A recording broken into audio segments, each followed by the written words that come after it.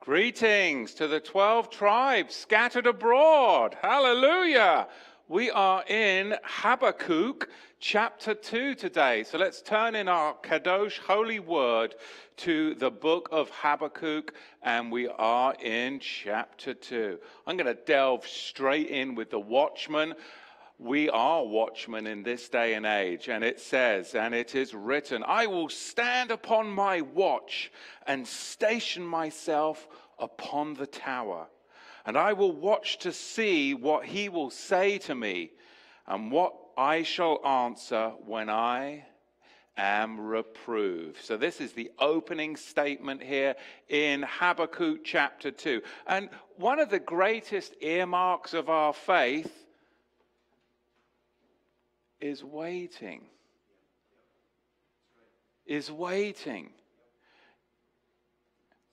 Waiting patiently on Yahweh and seeking him even when we don't hear from him. To continually drive and press in and seek him in his ways. Not our ways, not my ways, not your ways, but to continually seek Yahweh. We don't want to seek him through the world, but we want to seek Yahweh through his word. If we don't, we'll fall into the falsehood of men. Now, a watchman isn't someone who blasts their views into your inbox, someone who inundates you with their opinions and all of their propaganda. That isn't a watchman. No, a watchman is somebody that listens, that waits, and then when they act decisively upon the counsel of Yahweh's word. So people can say, oh, I'm a watchman. No, you're not listening. You're not acting upon you're acting upon your own ideas continuously. You don't even have the silence in your life to be able to hear. Because a watchman listens for that still, small voice. Propaganda, social media nonsense is the earthquake. And Yahweh is not in the earthquake. He is not in the thunder. He is not in the lightning. He is in the still, small voice, the prophets tell us. 2 Peter chapter 2 verse 1, it is written, but there arose false prophets also among the people, as among you also there are many false teachers, who shall privily bring in destructive heresies, denying even the master that bought them, bringing upon themselves swift destruction. And in 1 Corinthians chapter 1 verse 20, additionally, it is written, where is the wise? Where is the scribe? Where is the disputer of this world? Hath not Elohim made foolish the wisdom of the world? For seeing that in the wisdom of Elohim, the world, through its wisdom, knew not Elohim. It was Elohim's good pleasure, through the foolishness of the preaching, to save them that believe. You see, we can search for answers here, and we can search for answers there, bouncing to and fro, trying to circumnavigate the waiting game. But you can't circumnavigate the waiting game if you are the righteous, if you are a follower of Yahweh, because part of being a disciple of Yahweh is learning to wait. To wait on Yahweh's good pleasure. But don't try and play games with Elohim because you aren't willing to wait. Ecclesiastes 3 verse 11, it is written, he hath made everything beautiful, but it's not beautiful in my time. It's not beautiful in your time. It's beautiful in his time. Because my time, I want it now. Okay, there's going to be change. I can see change coming. I've got to make the changes now. But it doesn't work like that. It's in his time. And then when it's in his time, it's beautiful. When it's in my time, it's forced and it becomes sour. It's his time. He also hath set eternity in their heart, yet so that men cannot find out the work that Elohim hath done from the beginning even to the end. And then in Job chapter 11, I love this, verse 7, it is written, canst thou by searching find out Yahweh? Canst thou find out the Almighty unto perfection? You see, if you and I try to seek Yahweh through human logic, and I tried when I was deep in the Messianic movement, I tried to continually seek Yahweh by getting smarter through my own human logic and reason, and it failed me. And I've shared this testimony many times. And I came back to my first love, Yahusha HaMashiach, and the strong faith that he planted and engrafted into me by his death, resurrection, and seating at the right hand of the Father. But if we try and seek Yahweh through human logic, intellect, and reason, we'll end up alienated from Yahweh in our own thoughts and our own mind. And we're just going around like this with all of these crazy thoughts in our head, because what we've done is we've got used to our own cycles of thinking instead of the cycles of Yahweh. Believe me, I fell into that trap. Feeling like your way is actually hid from Yahweh, like he doesn't even really know you at times, that he's wary of seeking you. He's not searching for you as you search for him. You'll become ever increasing weaker in your faith because you listened to the small voices in your head instead of his still small voice. Isaiah 40 verse 27, it is written, why sayest thou, O Jacob, Jacob, of course, you, the 12 tribes of Israel, scattered abroad, why sayest thou, O Jacob, and speakest, O Israel, my way is hid from Yahweh? He's not listening to me. He doesn't even see me. He doesn't even hear my prayers. Why is my way hid from him? Well, how are you approaching him, Matthew? Is it through your intellect, logic, and reason? The wisdom of men, the folly of men? Or are you seeking him through his word? Are you seeking him through a still, small, quiet voice? Why sayest thou, O Jacob, and speakest, O Israel, my way is hid from Yahweh, and justice due to me is passed away from my Elohim?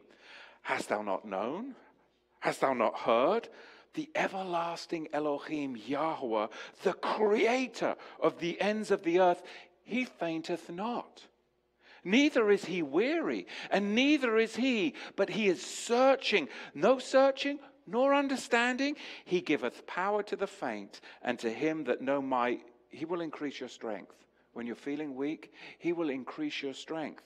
But in reality, we know, we do know, the true revealer of Yahweh is the word of Yahweh. The true revealer of Yahweh is the word of Yahweh. A slow meditation upon the word is what the Watchman does. And this is Habakkuk, chapter 2, the Watchman. The slow meditation upon the word of Yahweh. Here a little, as the prophet says. There a little. Precept upon precept. Line upon line. Don't let Satan scatter ashes in your eyes and darken your judgment. Please. Too many people are letting Satan scatter ashes in their eyes and darken their judgment because they are choosing to depart from the Bible and search after human logic and reason.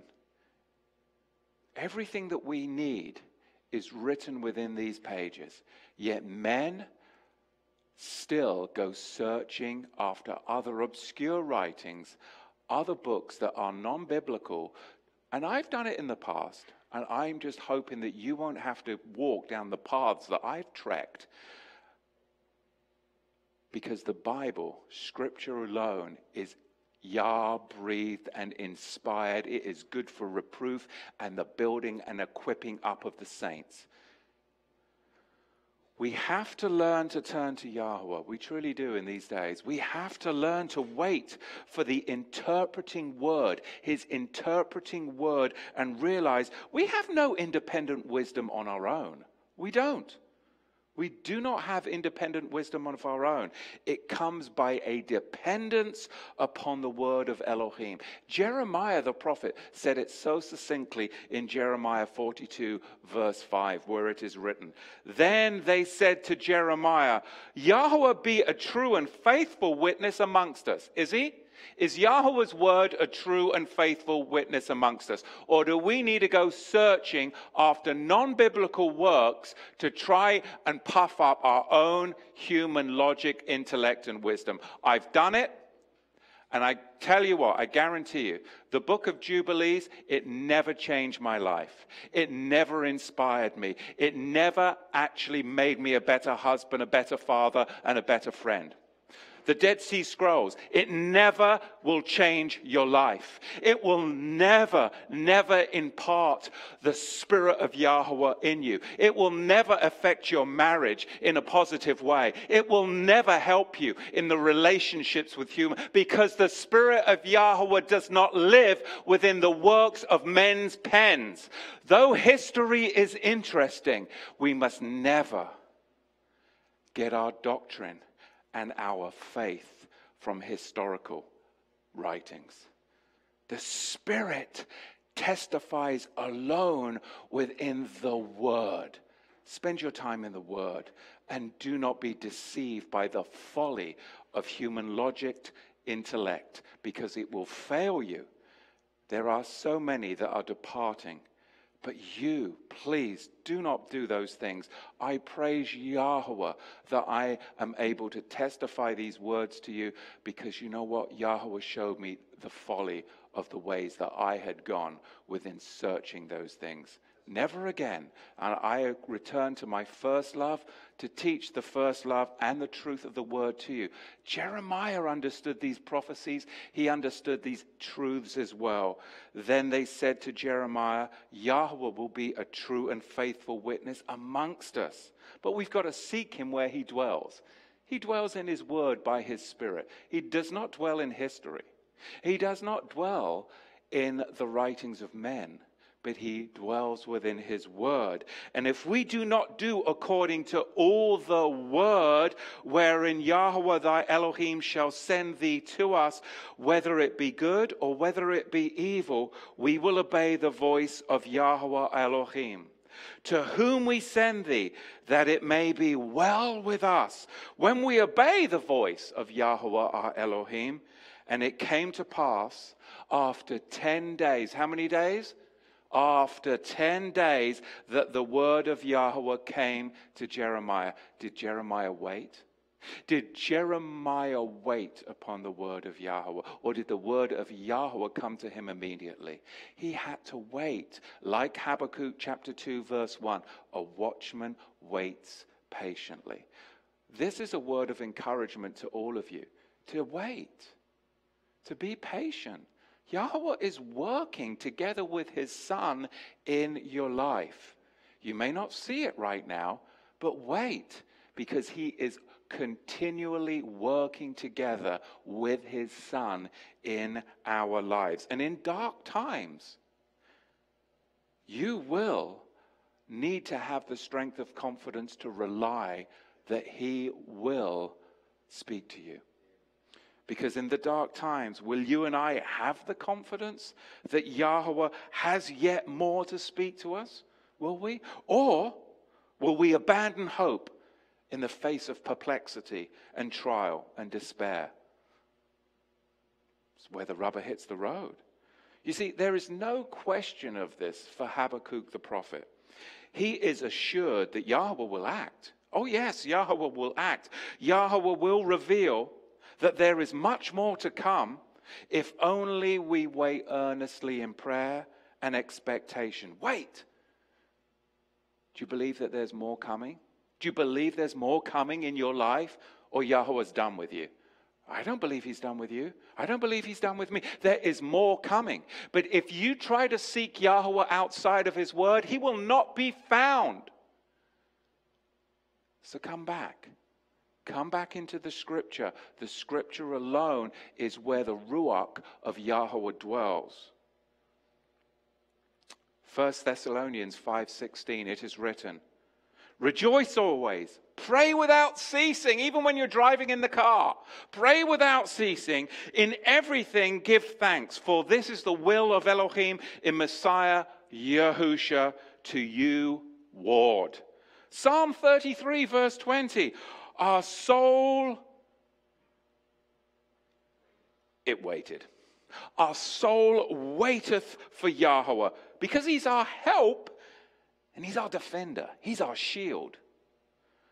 We've got to learn to be patient. This is what Habakkuk needs to communicate to you and me today in Habakkuk chapter 2. Psalm 106 verse 12.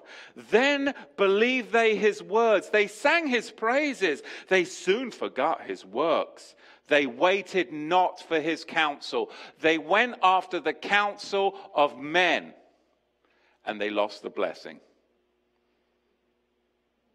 In this day of internet, there is so much stuff to read, isn't there? I have little time for it. I have little time for it. Oh, you need to read this. Oh, look at this research. Oh, look at this. This is where I dwell.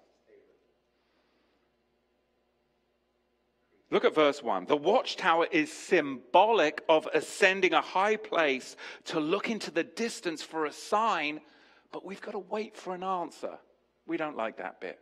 Yahweh alone determines when his promises will be delayed and when his promises will be fulfilled. Not me, not you. Listen to these biblical phrases that I'm about to speak, and we're all familiar with them, but oftentimes we forget them. It's all about waiting. In the fullness of time, meaning you've got to wait, because you're not quite yet there. In the fullness of time. When the hour has come, meaning the hour has not yet come, you have to wait. When it is fully ripe, meaning it's not ripe yet, you still have to wait. But of the day and the hour, no one knows, because we have not yet arrived there, and we still have to. It is the foundational key to the blessing is understanding how to wait on Yahweh. That's where the blessings are. It's in that struggle. And it is so opposite the world that we live in, where we hit a button, it's instantaneous. You go onto our current Torah to the Tribes website and you hit a button and you have to wait. And you have to wait. And you have to wait. And maybe in 5 minutes the page will load. Well, that's all going to change in the next 3 weeks, because we understand that people don't like waiting. And we don't want you to have to wait for our web page. But we do want each other to wait on Yahweh, right? But we live in a society where we hit the button and boom, it's got to be there. Well, our faith isn't like that. Don't carry that into the faith. We'll carry it into our website, but not into our faith, right? I'm being a little silly, but time's a funny thing, isn't it? Time is a funny thing. Time puffs, time pants towards its end. Hence the Pauline phraseology, it's like running a race, isn't it? Time puffs and pants towards its end. 1 Corinthians 9.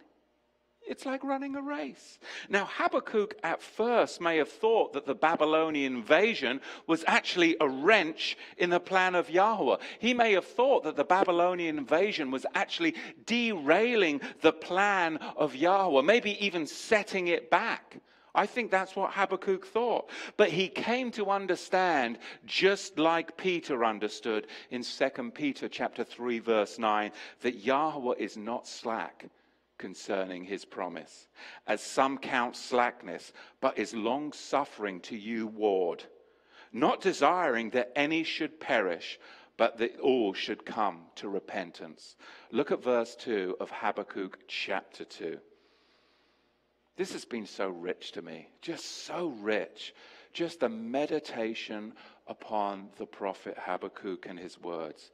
And Yahweh answered me, And he said, write the vision and make it a plain upon tablets, that he may run that reads it. For the vision is yet for an appointed time. It shall speak to the end. It shall not lie, though it lingers. Wait for it, because it will surely come. It will not delay. We can't actually delay the kingdom of Yahweh's coming. We can't. But we can hasten it. We can hasten the kingdom's coming. 2 Peter 3:12, look for and earnestly desire the coming of the day of Yahweh. Do you earnestly desire it, the day of the coming of Yahweh? And we can decide, you and I, we actually have the power to decide how we're going to live, like I said last week and the week before, in the meantime. That's what we have the power to do. How are you and I going to live in the meantime? Under Yahweh's curse or under his blessings? Under the book of the law or under the book of the covenant? How do you want to live? I choose to live under the Melchizedek book of the covenant, because that is where the blessings are. And if we choose the blessings, then the not yet can kind of become our now, can't it? Think about it. The not yet can kind of become our now as we live in the meantime and press in. We can actually sense the kingdom in our very lives. And that is powerful. That's what's powerful. Isn't that what we all want? To be able to sense the very kingdom in our lives? Romans talks about this because Paul took Habakkuk's word and he made them his living mantra. He really did. Paul took Habakkuk's words and he made them his living mantra as he went and visited the 12 tribes scattered abroad. He took Habakkuk's word to the communities, to the congregations that he visited. This is the same Paul that was shipwrecked. This is the same Paul that was chained and beaten and hounded unto the very end. And out of all the words of the prophets that he kept close to his heart, what words did Paul keep? He kept the words of Habakkuk close to his heart. And if they're good for Paul, they're good for you and me, because we will find ourselves on those same ships that maybe will get wrecked. Maybe you'll find yourself in the same chains and the same prison for your faith. Because Romans chapter 1, turn there if you will, because you'll see how this ties in. And he quotes the words of Habakkuk, particularly chapter 1, verse 17, where it is written, for therein is revealed the righteousness of Elohim from faith unto faith. As it is written, the righteous shall live by faith. This, of course, a quote from Habakkuk. Paul knew that he was living in the meantime. He knew it. Galatians chapter 3, verse 11, a quote, of course, from Habakkuk. Now that no man is justified by the law before Elohim, it is evident, for the righteous shall live by faith. And the writer of the book of Hebrews, in Hebrews chapter 10, verse 37, of course, quotes Habakkuk as well. For yet a very little while, he that cometh shall come, and he shall not tarry. But my righteous one shall live by faith. And if he shrink back, my soul has no pleasure in him. If you shrink back to depend upon the teachings of men, intellectual logic and reason, then guess what? Yahweh's soul has no pleasure in that. When we go seeking after this writing, seeking after this book, it's all a bunch of human folly. Paul used Habakkuk clearly to launch off on his teaching on justification. Justification in Romans chapter 1. He used Habakkuk to teach about justification. He witnessed the deplorable condition of the Gentile world as he was traveling out amongst it. And the justification of believers was the way out of this deplorable condition that he was witnessing. Can you imagine? Can you imagine what he witnessed 2,000 years ago as he was going out to the nations, and how the abominable acts that they would be doing, whether it was temple prostitutes, whether it was males veiled, and all kinds of... Can you imagine the prisons that he was in and what he witnessed? Oh, and he knew the only way out for these people was by justification. That was their only way out of the deplorable state. And we live in a similar kind of world where we look and we go, oh, that is abominable. How can their only way out of the deplorable state is by coming to faith? And that is that faith then justifies them. Because there's no good works that they can do, or you can do, or I can do, to get us out of the deplorable state. Do we agree on that? This is why Paul jumps off Habakkuk chapter 2 to form his theses on justification. For therein, that is, in this gospel which Paul is victorious in, is the righteousness of Yahweh revealed. Romans chapter 1, verse 17. Our own hopelessness and lack of joy is the product and consequence of our iniquity. It is. But our iniquity will show us the way of salvation, which then in turn shows us the way of justification. Listen, because I've been meditating upon this all week.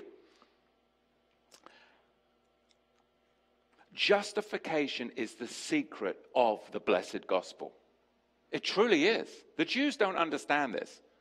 But justification is the secret of the blessed gospel. The gospel makes known a righteousness to me.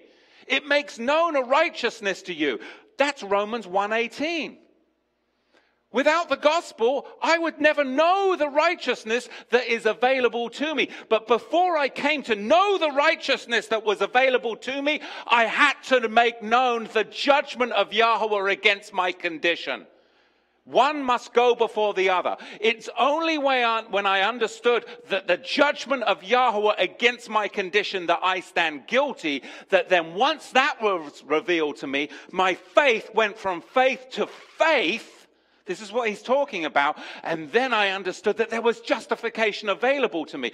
People don't track this if they have not the heart after Yahweh. I know I'm excited, but I have literally been pondering this all week long because I've lived it. I've lived it. This is Romans 1:17 and 18, and it's from Habakkuk. I never used to know that. Yahweh is wholly just. Can we agree on that? He's perfect without sin. Yahweh is wholly just, whilst I am wholly a sinner.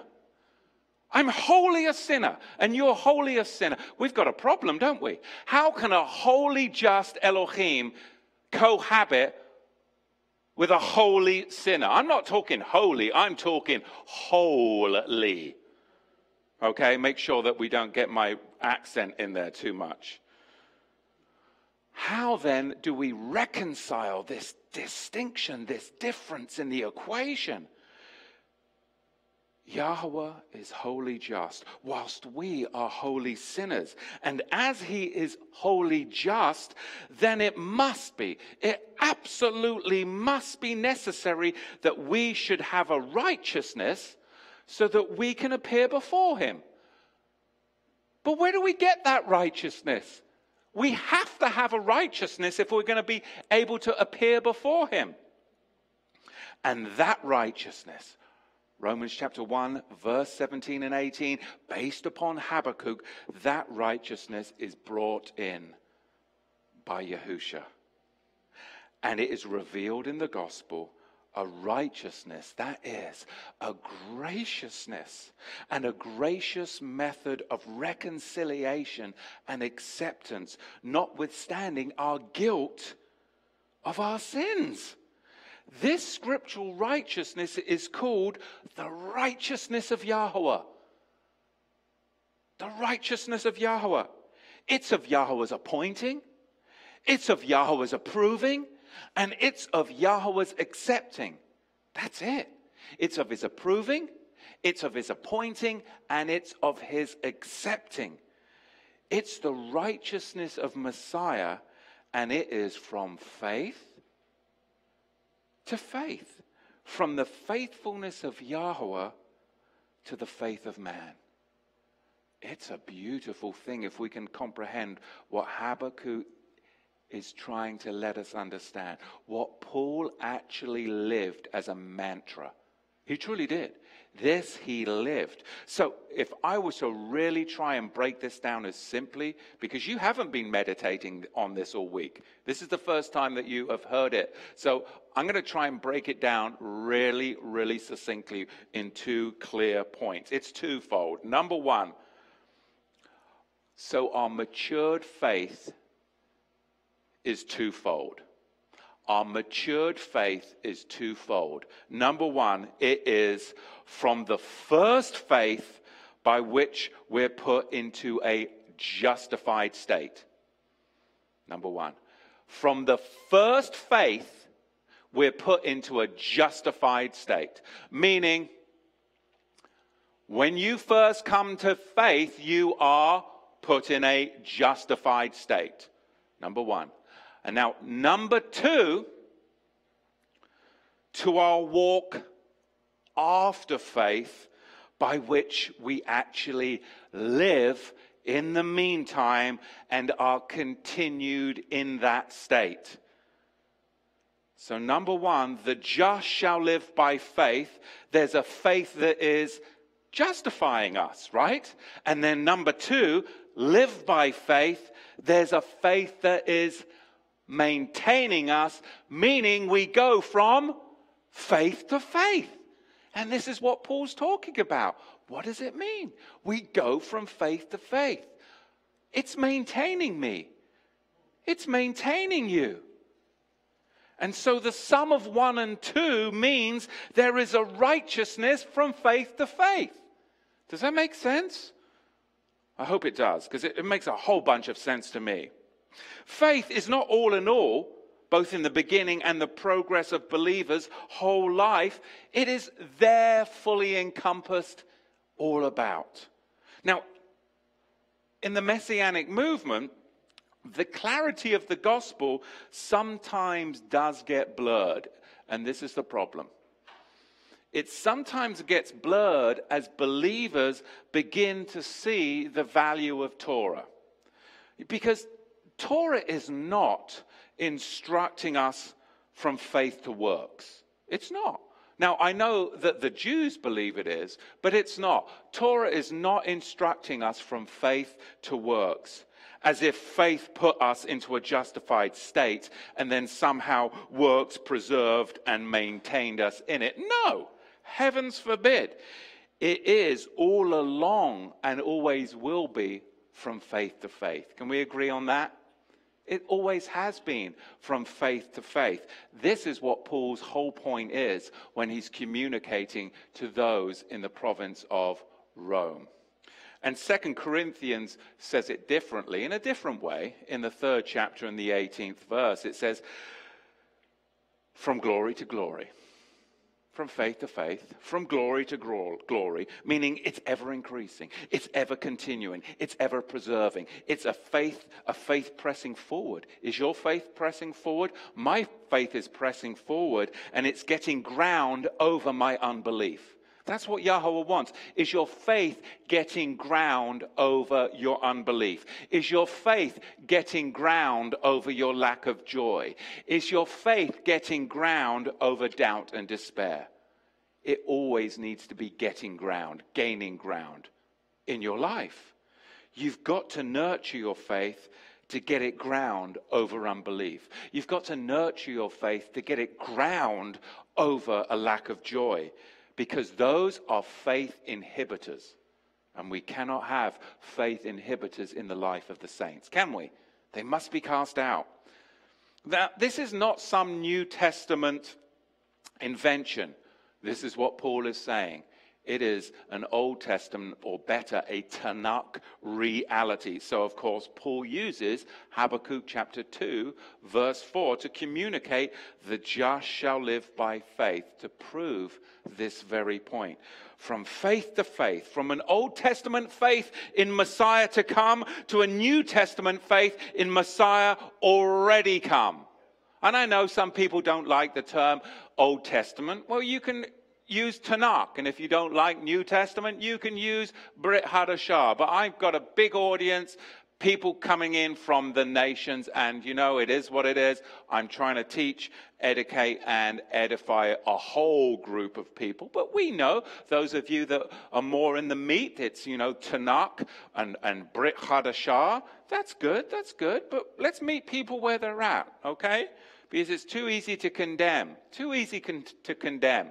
You know, I'm an English-speaking person, and the majority of my audience is, though we like to dabble around in a bit of Hebrew, and sometimes I might Greek you out, and my Greek is abysmal. But anyway, you know, I like to have fun with it, and I'll just stick with the Strong's words and try and understand it. But, you know, I didn't go to school to study Greek or Hebrew, and most of you out there didn't. And those of you that say you did, you're liars. No, a lot of them are, though, you know. Anyway. Romans chapter 1 verse 17 says, "For therein is the righteousness of Yahweh revealed from faith to faith. As it is written, the just shall live by faith." I don't mean to belabor this point, but I've been meditating on it all week. We all need this righteousness to stand before Yahweh. And later in Romans chapter 3 verse 20, Paul reiterates it can't come through your works. It just can't. "Therefore, by the deeds of the law, there shall no flesh be justified in his sight. For by the law is the knowledge of sin." Romans chapter 3, verse 28. "Therefore we conclude that a man is justified by faith without the deeds of the law." We have to first witness the righteousness of Yahweh condemning, and then Then the righteousness of Yahweh justifying, and then we will appear worthy of all exception. And that's my testimony. I had to realize that the righteousness of Yahweh was condemning me. And I either had a choice to reject that or accept that. And I accepted that Yahweh's righteousness was condemning me. And when I accepted his condemnation, that is when he showed me his son, and then I was brought in to understanding and accepting his righteousness of justification. But you cannot put the cart before the horse. You have to accept Yahweh's righteousness in condemning. Does that make sense? There's a workflow in this whole righteousness of Yahweh. Yahweh's righteousness condemning, and then Yahweh's righteousness justifying, and then we are worthy of all exception. The problem with the atheist is that all he sees is the righteousness of Yahweh condemning, and so falsely concludes that Yahweh is not righteous at all. Well, I don't believe in a condemning God that would go around condemning. And they don't have faith to faith, so they'll never understand Yahweh's justification, because they don't have the faith to comprehend, to get from A to B. So they give up at A, because all they see is that Yahweh is condemning, and he is. But they don't accept it, so therefore they are stuck under his condemnation. You can either accept his condemnation as righteous, and then he will show you his justification, or you can reject his condemnation as righteous, and then you are stuck in condemnation. This is the reality of the world that we live in. This is the distinction. I'm breaking it down for you nice and clearly between the lost and the saved. It's that simple. It's that simple. The problem with the atheist is that all he sees is the righteousness of Yahweh condemning, and so he falsely concludes that Yahweh is not righteous at all, because he never got to experience the righteousness of Yahweh justifying because of his lack of faith.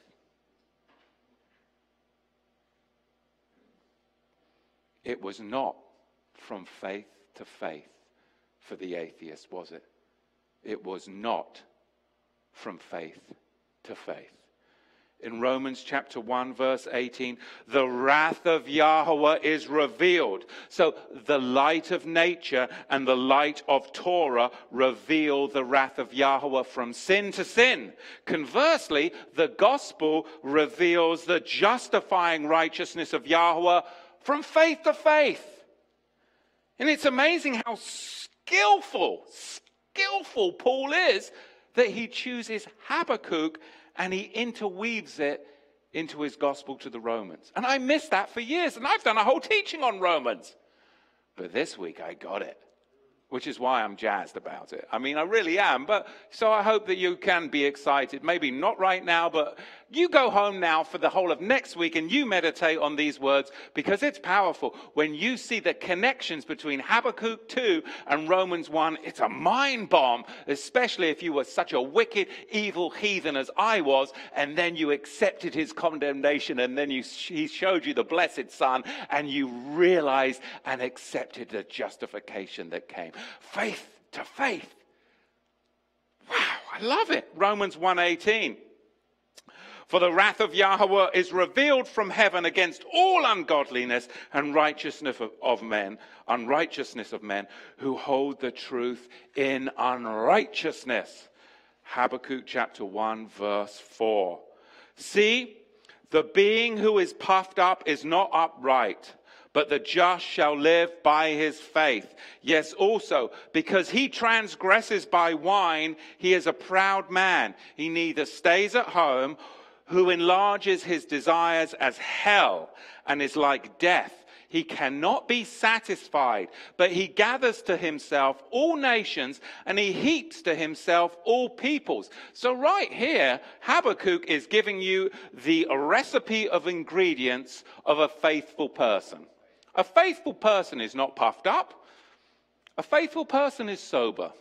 A faithful person is humble. They're not a worldly person.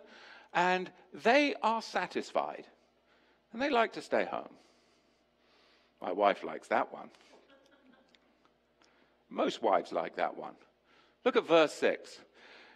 Shall not all these take up a parable against him, and a taunting proverb against him, and say, woe to him that increases that which is not his? How long? And to him that loads himself with earthly goods. So Habakkuk's words to us are, don't be worldly. Don't be worldly. Don't rely upon your own powers and not on Yahweh. We'll never be able to sustain ourselves and our self-centered lifestyle or be satisfied by it apart from Yahweh. Never. Verse 7, shall they not rise up suddenly, that they will bite you, and awake that shall trouble you? And you shall be for plunder for them. You see, be careful of today's modern age, not to rise up suddenly and bite one another.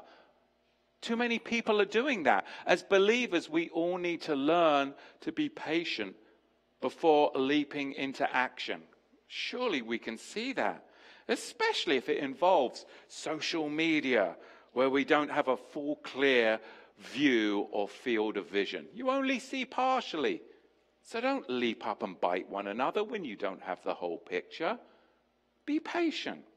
Because, verse 8, you have spoiled many nations. All the remnant of the people shall spoil you because of men's blood, and for the violence against the land of Israel and against the city. And of all that dwell there, woe to him that covets an evil gain for his house, that he may set his nest on high, that he may be delivered from the power of evil. You see, Yahweh will make the great and the small alike drinks of his cup of judgment to fulfill his purposes. And these are the wicked woe oracles that we're now getting into. The wicked, they cannot rest. The wicked, they are crooked and bent, and they shall not abide. Yahweh's judgment will always come upon them in the meantime. Verse 10, you have consulted shame to your house by cutting off many peoples, and you have sinned against your own being. For the stone shall cry out to the wall, and the beam out of the timber shall answer it. Woe to him that builds a town with blood and establishes a city with iniquity. See, is it not Yahweh Sevot, that the nations shall labor only for fire, and the nations shall weary themselves for absolutely nothing?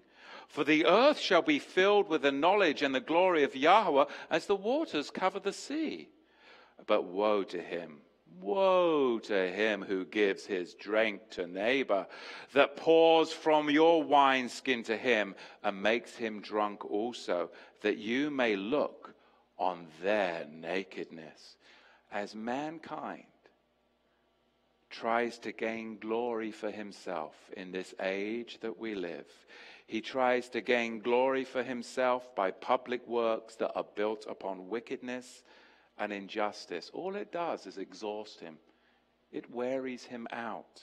His weary works are nothing but vain and empty endeavors, constructing today military machines and buildings of might, buildings and machines that fail before Yahweh's righteous judgment, is the age in which you and I live. As the nations labor for might and power over one another, this ultimately results in atomic fire and nuclear tribulation. Verse 16.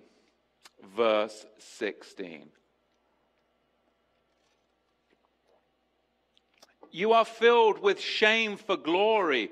Drink also and be exposed as uncircumcised. The cup of Yahweh's right hand shall be turned to you, and the shame shall be on your glory. You see, Yahweh is at work in the world, fulfilling his purpose right in front of you, right in front of me. He is at work fulfilling his purpose, and a big part of that working is his active judgment, which everyone seems to dislike. But that's a sign of his working in the world today. Verse 17. For the violence of Lebanon shall cover you. For the violence of Lebanon shall cover you, and the plunder of beasts which made them afraid because of men's blood, and your violence against the land of Israel, and the city, and of all that dwell in it. Now this is a serious concern as we get into verse 17, because anyone who's familiar with Lebanon's history should tremble at these words. Look, for the violence of Lebanon shall cover you. That does make you tremble, especially in the light of the day and age that we live, in the generation that we live. Do you understand the violence that has covered Lebanon in the past 50 or 60 years? In the 1960s, Lebanon was known as the Paris of the East. It was a beautiful place where tourists would go for wonderful holidays to the beaches of Beirut. Can you imagine? But that's what Lebanon was like in the 1960s. It was a thriving Christian community, beaches and the sun. And off the tourists went to Beirut. Not quite the tourist destination nowadays. And then, you see, the prophecy of verse 17 was enacted after the 1960s, because Lebanon actually became one of the most complex war zones in the whole of the Middle East. From its civil war in the 1970s, then we had the PLO strike point in the 1980s. We've had Israeli invasions. We've had refugee camp massacres. We've had bombing attacks. We've had the president assassinated, which was later blamed on Mossad. We had a 16-year Syrian occupation. I mean, the violence that has covered Lebanon since the 1970s has been beyond measure of any nation in the Middle East. Verse 17, the violence of Lebanon covered and the plunder of beasts. Very interesting phrase that led to millions of displaced civilians, and the Paris of the East was in fact turned into the spoil and ruin of the East. Very sad history. I have several friends from that area, and very, very sad history indeed. With Syria's ongoing sectarian violence within Lebanon, in particular, the beasts of verse 17 are the Shia militant group Hezbollah. Hezbollah, whose violence covers Lebanon, full of men's bloods, with sights set on the state of Israel and all that dwell in it. So we can see how that prophecy has been enacted in our days. Now, in verse 18, now you see that the judgments are going to shift. It's going to shift to those who've worshipped false gods, because the nations, well, they're just full of idolatry. Just full of idolatry. But take comfort, because Habakkuk reveals from faith to faith, that there is in fact a limit set on human wickedness. Yes, that's the good news. There is a limit. I mean, I know we seem to think it's limitless. It's like, oh my goodness, it's ever increasing, ever worse. But no, from faith to faith, Habakkuk tells us that there's a limit set on human wickedness by the majesty of Yahweh. Now that's good news for you, and that's good news for me in this day and age. Look at verse 18. What profit is the carved image to the maker who has it carved it? A molten image and a teacher of lies, that maker of his works trusts in what he has made to make dumb idols. Woe to him that says to the wood, awake, to the dumb stone, arise, it shall teach. See, it is laid over with gold, and it is laid over with silver, and there is no breath whatsoever inside of it. Yes, AI, exactly. In our generation, ultimately the nations have befallen to the primary sin of pride. Have they not? They think themselves gods who can rule over human life and use human life for their own selfish purposes of greed, force, and renown. And that's the world that you and I have been born into. Look at verse 20. But Yahweh is in his holy temple. Let all the earth keep silent before him.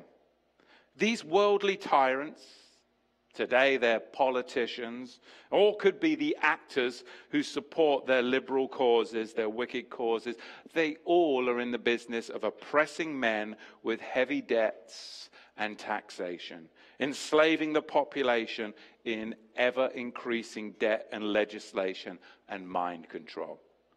Robbing, deceiving, and oppressing the population, it's their modus operandi. It's the modus operandi of our day, is it not? Whenever you turn on a stream or read the news, you see these politicians, the liberal actors that support their causes, and you just see the oppression of those who are not awake, because they have become under their mind control. Where the people begin to revolt, though, don't they? We're seeing this in Paris. We're seeing this in England. People are beginning to revolt against their oppressors in the street, like we're seeing over in Europe today. But truly, the prophet Habakkuk, he has spoken, and he has spoken into my day. He's spoken into my week. I pray that he's spoken into your day, and I pray that he's spoken into your week. It's a stark message for stark times, but it's good to be wise. It's good to be awake, and it's good to go from faith to faith. And that's the calling of the prophet Habakkuk. So be blessed and be a blessing. And Shabbat Shalom. We'll see you when the smoke clears. Amen?